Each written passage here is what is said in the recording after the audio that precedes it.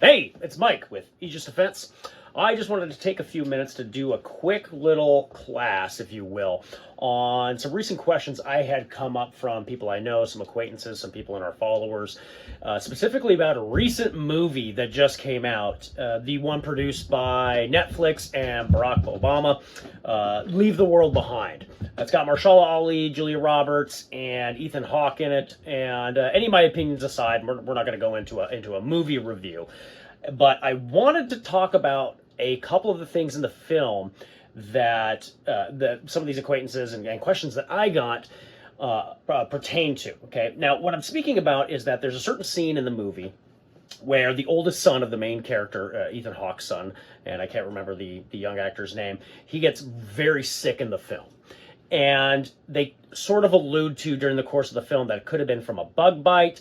However, this film being based on some sort of cyber attack or emergency where infrastructure, power plants, and essentially just society collapses in the threat of a global war, that it also could have been a radiological attack or a new radiological accident, something like a power plant melting down, or a RDD, that's a radiological dispersion device.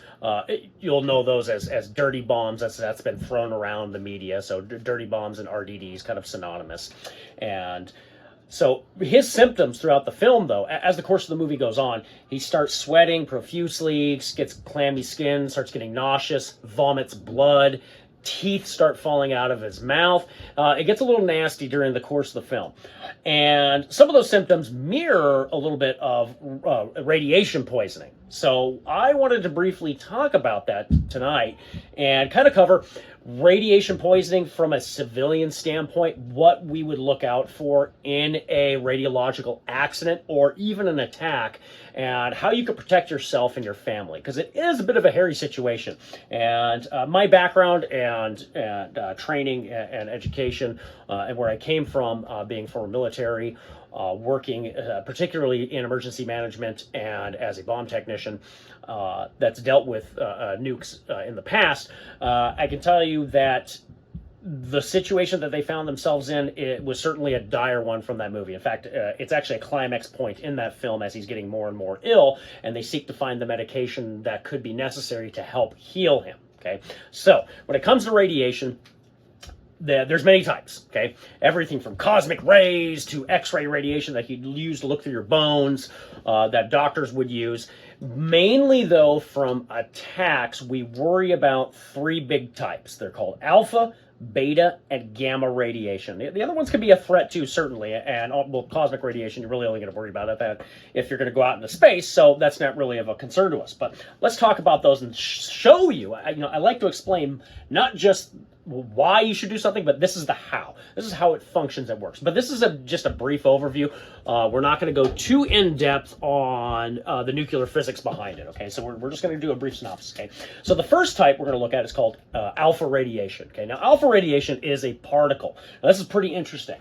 As a particle, it is literally a helium ion, okay? So what is a helium ion? So we're going to have two, if we can see that okay, we're going to have two protons and two neutrons, but because it's an ion, it's positively charged, meaning, and it's a +2 positive charge, meaning there are no electrons on this particle.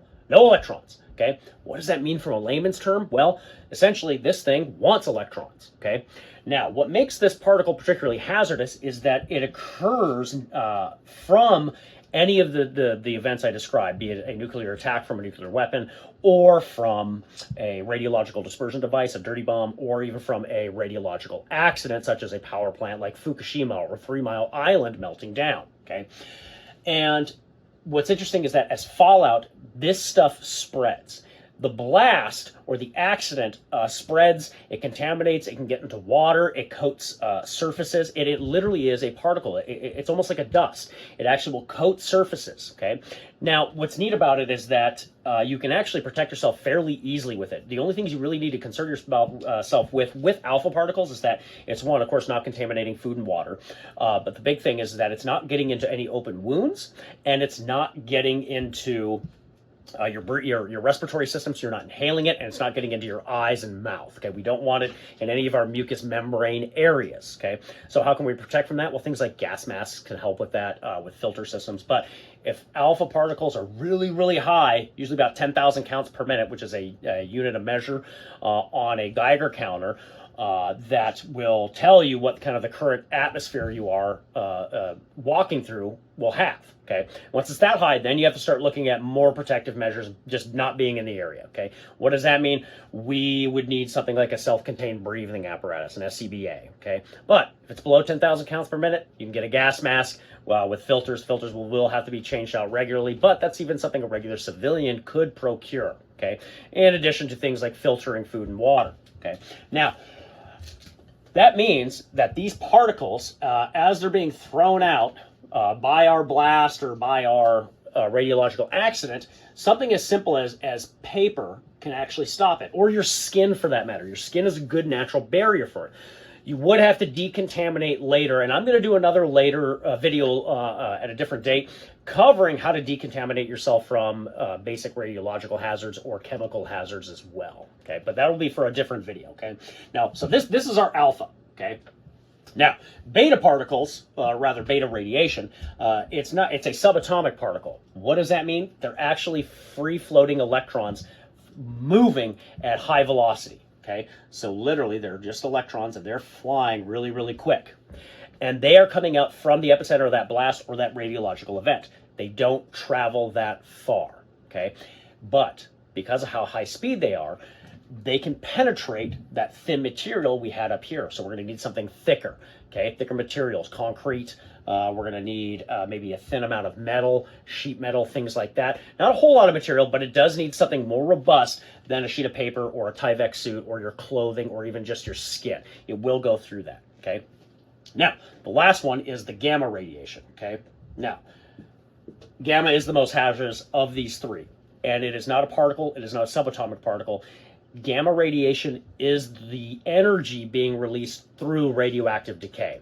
As any radiological material decays, it breaks down. And what it's trying to actually do is break down into a stable state where it now has a balance of electrons, protons, and neutrons. It wants to be in that state. Once it hits that state, it stops releasing this energy. Okay, we measure this in something called a half-life. Okay. And half-life meaning the amount of time it takes for that radiological source to decay to half its normal rate of decay. Okay. Now, that gamma radiation is literally an energy being released from that radiological event. Okay. And this is occurring from the fission process. So when a power plant melts down or when a nuclear device goes off and fission actually occurs, neutrons are being released. And that can be a radiation source too, neutron radiation, but we're going to be concerned about that gamma radiation. As it's being released, we get this gamma radiation that comes out of this. This goes a much longer distance. This can go for miles, okay? But with that gamma radiation, this will go through materials very rapidly. Paper, clothing, skin's not going to protect us. That thin amount of sheet metal, okay, that's maybe just a little bit thick, okay? That's not going to protect us much either. That will go through that material fairly rapidly. We need something thicker. Lead is one of the best things that they use for this. Lead, it being a dense, soft metal, absorbs that radiation fairly well. But we're going to need, depending on the source, inches of this material, okay? So what does that mean as a civilian when trying to avoid these? Well, yes, we can do things like using a Geiger counter to avoid this, okay? And I'll actually have some links in the description below on where you can find decently priced Geiger counters that you could just throw into an emergency kit, something like that.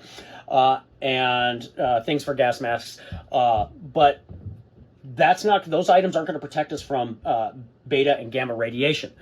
The only thing that's going to protect us from that beta and gamma radiation, and this will help us against alpha as well, is something we call time, distance, and shielding. And we use this a lot in the explosive bomb squad community, okay, where time is the amount, literally, of time I'm sitting on top of an object, whatever it is. In the bomb squad community, the longer I'm spending on top of a bad guy bomb, the more dangerous it becomes because it could go off, okay? Well, for radiation, the longer I'm sitting on top of a radiological source or in an environment that's contaminated with radiation, the more hazardous that's going to become to my health. I want to get out of that area. Next, we have shielding. Well, we just kind of discussed some of that shielding. It's the materials you can put between you and it, you and that source, okay? So be it the clothing on top of you or your gas mask for something like alpha radiation, but for that beta and gamma, we're going to want not just the being on time, not just the, we're going to want that shielding. We're going to want something physically blocking it between us. That could be if you're near a city or something of that sort, that you're putting many, many buildings in between you and that source. You want to get out of that area. Okay, so that's time, that's shielding, and then we also have distance. Time, usually we put that in the middle actually, time, distance, and shielding, okay? So, and distance being how far away can we get it. The further we are away from something, the safer we become. The less farther that beta radiation travels, the less likely we're going to encounter that alpha particle, and the less likely we are to get hit by the energy from gamma radiation, okay? Now, what other things can we do to protect ourselves as far as these events? Now, I've heard some people get concerned, oh, are there things that I can get medicine-wise to protect me? And there are a few things you can do. They make, some chemical companies make something called Iosat's one of them. They make potassium iodide. This is over-the-counter. You can find it online. You know, I'll even throw something in the description below. And what it does is it saturates your thyroid with potassium iodide, so iodine radioactive sources won't attach into your thyroid and protects you from that radiation, okay? Well, with a nuclear attack, such as a weapon, we're not going to have this. This is not going to protect you from that, okay? What this would protect you from, though, is from a radiological accident, such as that power plant melting down or a dirty bomb going off, an RDD. That would protect us from that. The whole point of an RDD, particularly, is to do things like contaminate water supplies. Bad guys would want to use that to taint a water supply, affect a civilian population, affect a military asset as well. And this would be issued to civilians, to troops, and during a state of emergency, you would take these about, I believe it's about one a day, and so you get about 14 in a pack, and that'll last you about 2 weeks, right? But again, that's really limited, and it's only going to protect you from radioactive iodine sources. And those sources can be found inside power plants and can be found or used in dirty bombs, okay? So that will protect us from that, okay? All right, now, how can we actually create more distance as well? Well, we got one more trick up our sleeve to create distance, okay? Now, that last thing that we can do to create distance, we're just going to erase some of this for a moment. You can always rewind the video and take a look at it again if you wish, is we need to watch, particularly since alpha radiation is a particle, wind will pick it up and move it. It will move with the weather. Okay, so let's say, for the sake of argument, that we have a building here, or rather a town. Let's pretend this is a town. Okay, here's your little town. Look, here's a house. Here's a building, okay, here's some windows. Look at that, it's a cute little town, okay, cute little town. Look, here's a happy little tree. We're going to give that one up to Bob Ross. God rest his soul, okay, happy little tree, okay.